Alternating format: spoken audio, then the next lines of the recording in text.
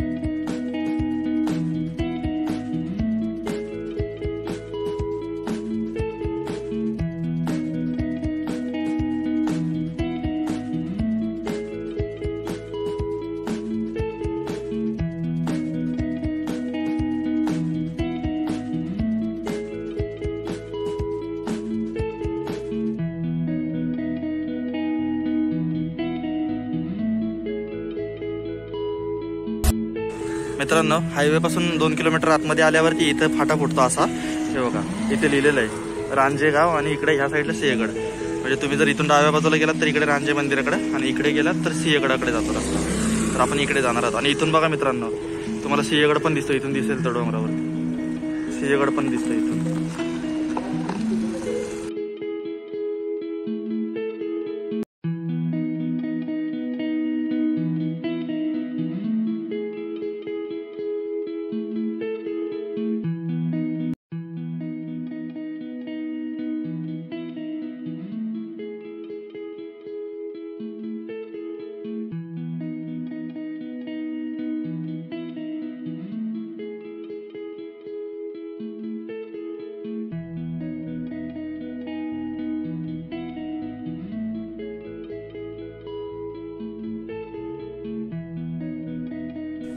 मित्रांनो, आम्ही पोहोचलोय आता या मंदिराजवळ। बघा माझ्या पाठीमागच्या बाजूला बघा मंदिर आहे, आणि इकडून जायला मंदिराचं एंट्रन्स प्रवेशद्वार।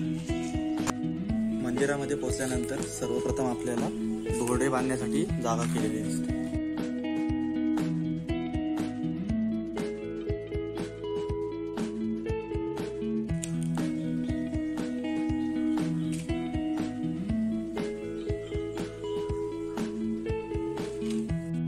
उजव्या हाताला हनुमानाचं मंदिर, आणि त्याच्या समोरच बरोबर आपल्याला वडाचं झाड दिसतं।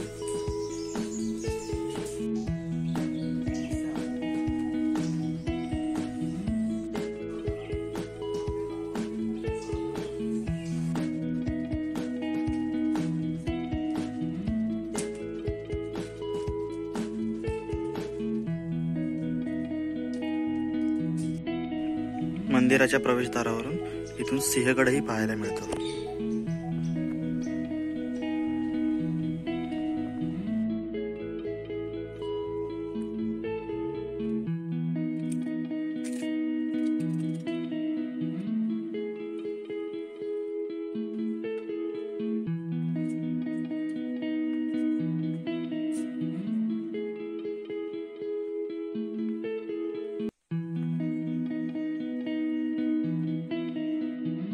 प्रमुख दरवाजापासून आतमध्ये आल्यावरती सर्वप्रथम आपल्याला एक सभामंडप लागतो। त्या सभामंडपामध्ये 3 नंदी आहेत।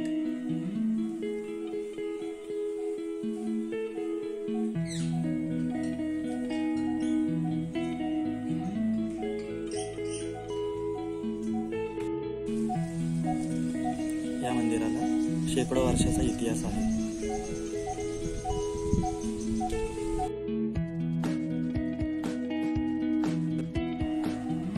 मंदिराच्या पाठीमागच्या बाजूला या जागेवरती प्राचीन काली मंदिरातले पुजारी राहायचे।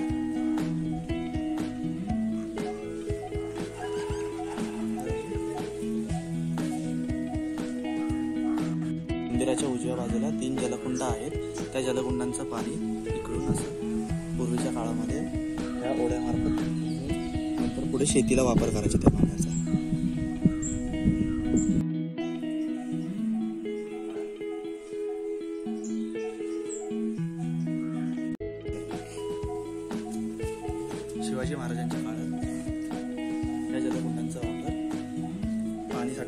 करायची आणि पहिल्या जलकुंडाचं पाणी भरून झाल्यानंतर गोमुखामार्फत दुसऱ्या जलकुंडामध्ये पाणी येते आणि दुसरा जलकुंड पूर्ण भरून झाल्यावरती नंतर पुढे तिसऱ्या जलकुंडामध्ये पाणी जाऊन मग जे ते शेतीसाठी पुढे वाटेमार्फत जायचं.